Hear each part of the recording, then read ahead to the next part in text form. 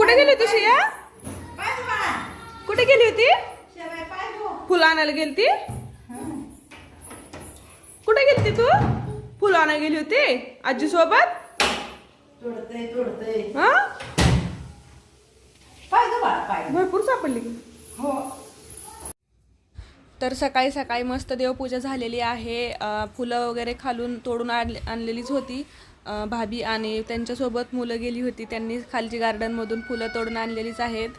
आणि मग देवपूजा झाली त्यांची. त्यांनी मग महादेवाच्या पिंडीची पूजा केली, म्हणजे श्रावण सोमवार आहे त्यामुळे. आणि आज 4था सोमवार आहे त्यामुळे जवस आहे शिवमूठ. तर त्यांनी अगोदर शिवमूठ पण वाहिली सगळ्याच, आणि त्यानंतर मग प्रत्येक म्हणजे आम्ही पण एकेकाने पूजा केली, शिवमूठ वाहिली. तर घरची तर ही पूजा झालेलीच आहे. आणि म्हटलं चला दुपारी किंवा म्हणजे त्यांच्या सवडीनुसार त्यांना वेळ भेटेल तेव्हा मग मंदिरात जाता येईल. तर हेच मी पण म्हणजे भाभींची पूजा झाल्यानंतर मी शिवमूठ वाहिली. तर मागच्या वेळी माझं चुकली होती, तर मी ह्यावेळेस भाभींना विचारलं तर भाभी म्हटल्या अशी शिवमूठ व्हायची असते, म्हणजे अंगठा खालच्या साईडला करून. मी मागच्या वेळेस उलटी केलेली होती, तर ते माहीत नसल्यामुळे झालेलं होतं माझ्याकडून. हॅलो फ्रेंड्स, आणि परत एकदा सर्वांचं खूप खूप स्वागत आहे आपल्या चॅनलवरती. आणि आज आहे श्रावणचा 4था सोमवार, आणि त्याचबरोबर आज कृष्ण जन्माष्टमी पण आहे. त्यानिमित्त सर्वांना माझ्याकडून खूप खूप शुभेच्छा. तर सकाळचं रुटीनच झालेलं तर आहेच, पण म्हटलं चला त्या दिवशी आम्ही फक्त दोघेच मंदिरात गेलो होतो, मग आज आम्ही सगळे जाणार आहे. सगळे म्हटलं तरी पण मग कसं मुलांना घरीच ठेवणार आहे, कारण सी आता झोपलेली. आणि हे घेऊन गेलेत अगोदर भाभींना, कारण आम्ही तिघी जणी आहे त्याच्यामुळे म्हटलं तिघीला एकदम नाही जाता येणार, आणि चालत जाण्यासाठी थोडंसं दूर आहे. तर अगोदर हे घेऊन गेलेत आहे भाभींना, आणि आता आम्ही परत दोघी जणी जाणार आहे.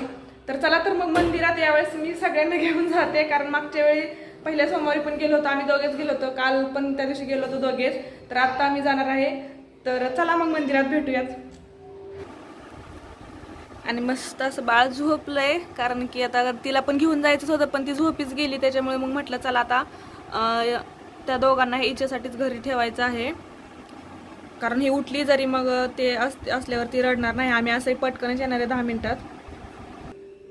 5 मिनिटात मोबाईल ठेवायचा आणि थोडा अभ्यास करत बसायचा. आम्ही लगेच येणार आहे 10 मिनिटात. हा, आणि शियाला लक्ष ठेवा. तर खाली आलोय आम्ही. ऊन झालंय भरपूर, मग आतापर्यंत ऊनच नव्हतं आणि आता एवढं झालंय माहितीये का. तर आता आम्ही दोघी जणी चाललेलो आहोत, हे याची वाट बघतोय. अगोदर हे भाभींना सोडून येत आहे. खरंच ऊन लागतंय माहितीये का. आणि असं सिस्टरला चला म्हटलं चला महादेवाची भेट घाल. आणि काय मागणार मग महादेवाला? आत्तापर्यंत तिला नेलं नव्हतं मंदिरात, तर ह्या सोमवारी म्हटलं, त्यामुळे म्हटलं सगळेजण आहेत तर चला सगळे सोबतच जाऊयात.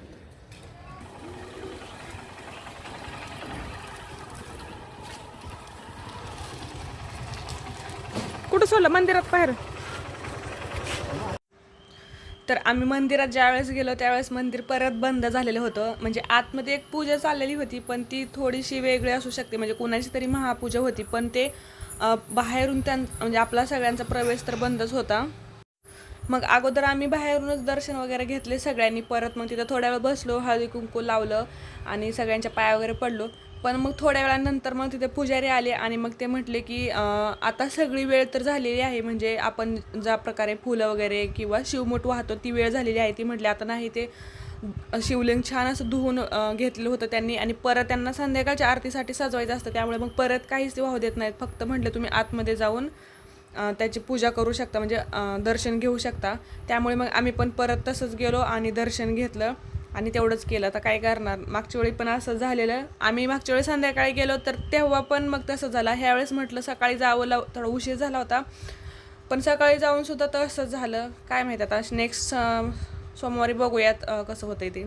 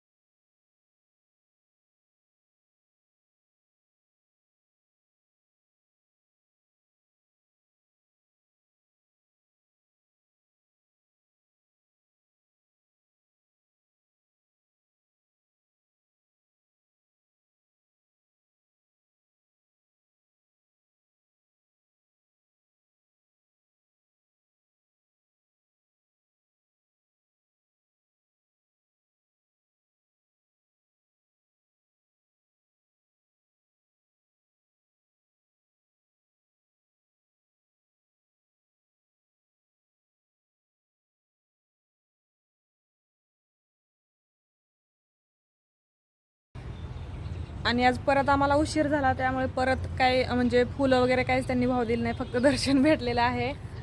मागच्या वेळेस पण असं झालेलं होतं, आम्ही संध्याकाळी आलो त्यावेळेस तर म्हणजे आरतीची वेळ असते त्यावेळेस तर काही करू देत नाहीत, पण आत्ता पण म्हटलं जरा दुपार झालेली आहे तरी दर्शन तरी होईल किंवा मग जाऊ देतील, पण नाही तरी पण त्यांनी काही जाऊ दिले नाही आतमध्ये, फक्त दर्शन घ्या म्हटले. काहीच फुलं वगैरे किंवा बेल जे पण काही असेल आपली शिवमूठ ती काही व्हायची नाही म्हटले. मग ठीक आहे म्हटलं, आता मंदिरात आलोय तर मग दर्शन घेऊनच चाललोय.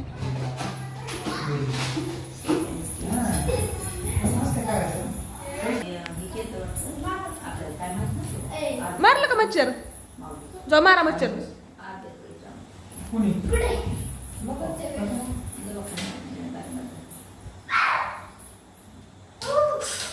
मच्छर मारते.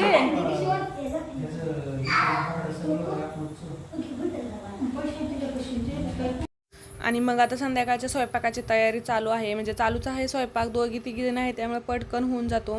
तर अगोदर वरण भात करून घेऊयात म्हटलं, म्हणजे मुलांना पण देता येतं आणि त्यानंतर मग आपलं काही चपाती भाजी जे पण काय असेल ते करता येतं.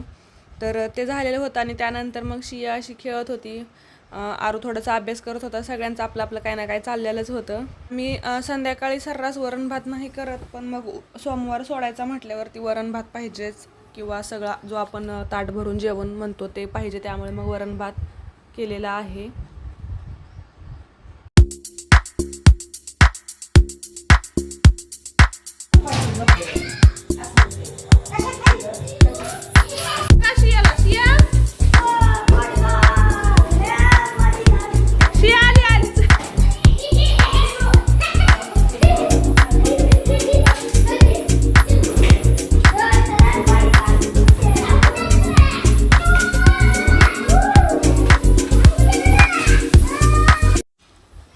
आणि सगळा स्वयंपाक झाल्यानंतर तव्यात शेपूची भाजी करायची होती. मग त्या भाभी म्हटले मी करते, तर भाभी करणार होते शेपूची भाजी आणि मी त्यांना म्हटलं की मग तुम्हीच सांगा तुम्ही जे पण काय टाकणार आहे. खूप सोपी भाजी आहे, साधीच आहे, पण मग त्या नाही म्हणल्या तूच सांग म्हणल्या. मग म्हटलं नको, ती तर मी नाही सांगत म्हटलं. मग आम्ही असंच बोलत होतो, म्हणजे कसं त्यांना कम्फर्टेबल वाटावं म्हणून मग मी त्यांच्यासोबत दुसऱ्याच गप्पा मारत होती आणि मग त्या भाजी करत होत्या. मग मी तेवढं फक्त शूट करून घेतलं. त्यांना मी म्हणते की तुम्ही थोडंसं बोला, म्हणजे जे पण काय तुम्ही करता रेसिपी त्यावेळेस, पण अजून कसं त्यांनी कधी जास्त कॅमेऱ्याला फेस केलेलंच नाही, त्याच्यामुळे मग ते नाही म्हटले. पण लवकरच मी त्यांच्या पण 1-2 रेसिपी लवकरच दाखवण्याचा प्रयत्न करणार आहे. तर असं हे चाललेलं होतं. त्या भाजी करत होत्या, मुलांची जी बघा मस्ती, एवढं 3 जण गोंधळ घालत होते ना, काही ऐकू सुद्धा देत नव्हती किंवा काही आपल्याला बोलू पण देत नाहीत, एवढा त्यांचा गोंधळ चालू असतो. आणि मग हीच म्हणजे जेमतेम फक्त लसणाची फोडणी, म्हणजे मी जशी करते ना मागच्या वेळेस मी दाखवली होती सेम तशीच करतात. फक्त मी शेंगदाण्याचं कूट ज्यावेळेस टाकलेलं होतं ना, जे म्हणजे तयार करून ठेवलेलं होतं घरी, ते पण त्यांनी फक्त काय केलं, शेंगदाण्याचा कूट खलबत्त्यामध्ये कुटला आणि त्यात थोडासा लसूण पण टाकला होता, म्हणजे एक्स्ट्रा थोडासा. तर हे थोडासा चेंजेस आहे, नाही तर बाकी सगळं मी जशी करते शेपूची भाजी तशीच त्यांनी केलेली आहे. तर त्यांना थोडंसं असं वेगळं वाटत होतं, म्हणल्या कशाला, आपण म्हटलं चला असू द्या, थोडं तुमच्या हातची पण भाजी दाखवूयात आपण, किंवा 1-2 आणखी काय रेसिपी तुम्हाला ज्या म्हणजे तुमच्या आवडत्या रेसिपी ज्या असतील त्या पण आपण दाखवू. तर त्या हो म्हटल्यात, आता बघू. पण त्या म्हणतायत की तू सांग, पण बघू. मी त्यांना म्हटलं नाही तुम्ही सांगा, म्हणजे कसं प्रमाण वगैरे त्यांनाच मी सांगायला लावणार आहे आणि लवकरच तशी पण 1-2 रेसिपी लवकरच अपलोड करणार आहे. तर शेपूची भाजीमध्ये हरभऱ्याची डाळ, त्याच्यानंतर मग तिखट मीठ जेमतेम आणि शेंगदाण्याचं कूट.